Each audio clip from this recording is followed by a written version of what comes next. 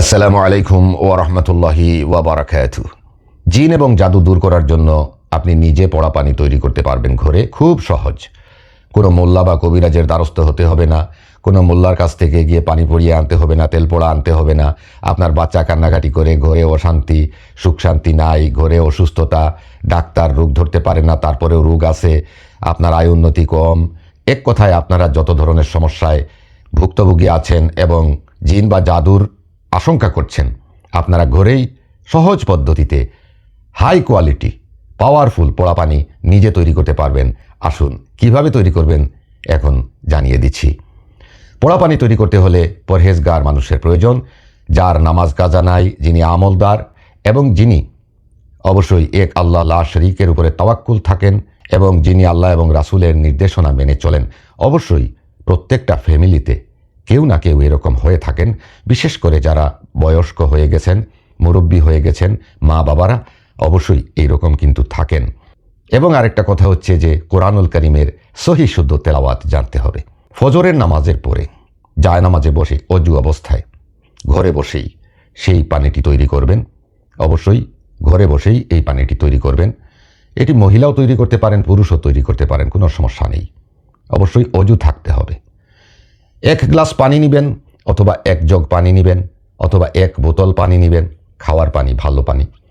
এবং প্রথমে আউযু বিল্লাহি মিনাশ শাইতানির রাজিম বিসমিল্লাহির রহমানির রহিম পাঠ করে মনে মনে নিয়ত করে নেবেন, হে আল্লাহ, আমি জিন এবং জাদু দূর করার জন্য রুহানি পানি তৈরি করছি, স্পিরিচুয়াল ওয়াটার তৈরি করছি, যেটাকে রোকেয়া ওয়াটার হিসাবেও আমরা মনে করি, রোকেয়া ওয়াটার তৈরি করছি, যেন এই পানির দ্বারা আমাদের ঘরের জিন জাদুর সমস্যা দূর হয়ে যায়। এটা নিয়তে আনবেন, কারণ নিয়ত ব্যতীত কোনো কাজ সফল হয় না।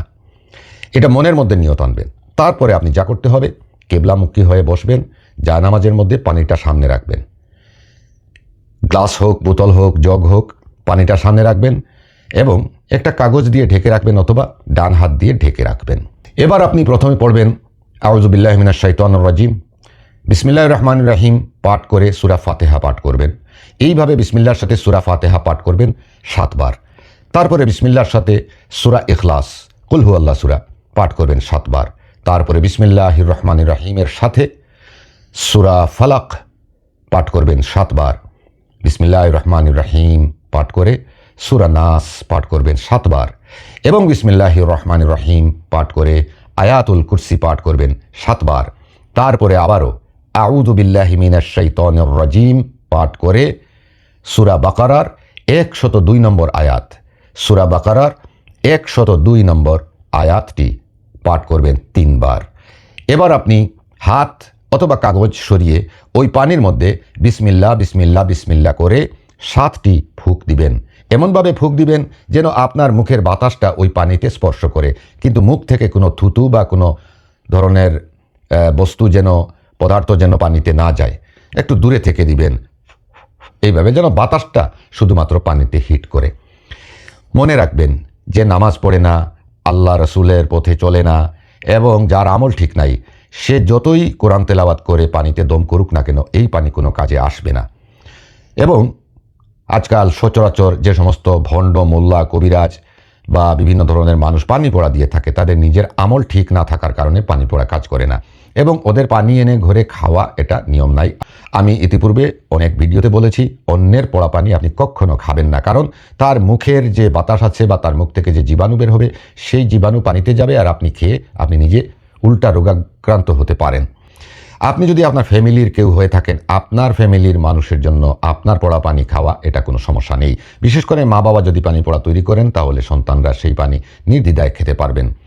এই পানিটা কি করবেন, এই পানিটা প্রত্যেকে একটু একটু করে খাবেন বিসমিল্লাহর সাথে এবং ঘরে ছিটিয়ে দিবেন, কোনায় কোনায়, বিছানায় এবং কাপড় চোপড়ে ছিটিয়ে দিবেন। প্রত্যেকটা জানালার মধ্যে কিছু কিছু পানি ছিটাবেন, দরজায় ছিটাবেন, কিচেনে ছিটাবেন, এক কথায় প্রত্যেকটা রুমে ছিটাবেন, প্রত্যেকটা মানুষের শরীরে ছিটাবেন। গোসলের পানির মধ্যে কিছু পানি দিয়ে গোসল করবেন ইনশাআল্লাহ। এইভাবে 7 দিন করবেন ইনশাআল্লাহ তাআলা।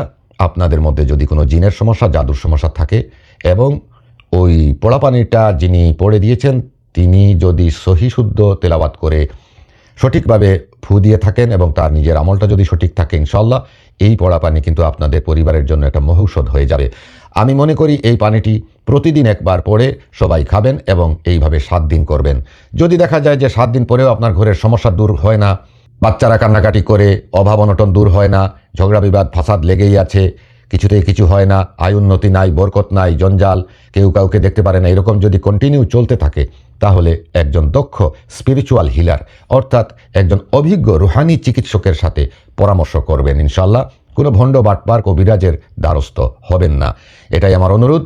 আল্লাহ পাক সবাইকে হেফাজত করুন এবং আপনাদের ঘরে নিজে নিজে পড়া পানি তৈরি করার অভিজ্ঞতা দান করুন এবং এতে আপনাদেরকে উপকৃত করুন। আমি এই দোয়া করি। এই চ্যানেলটি সাবস্ক্রাইব করে দিবেন, বেল বাটনটি প্রেস করে দিবেন এবং কমেন্টে আমিন লিখে দিবেন। ইনশাআল্লাহ যারা কমেন্টে আমিন লিখবেন আল্লাহ পাক তাদেরকে যেন কবুল করে নেন। আল্লাহ সবাইকে ভালো রাখুন, সুস্থ রাখুন। আল্লাহ হাফিজ।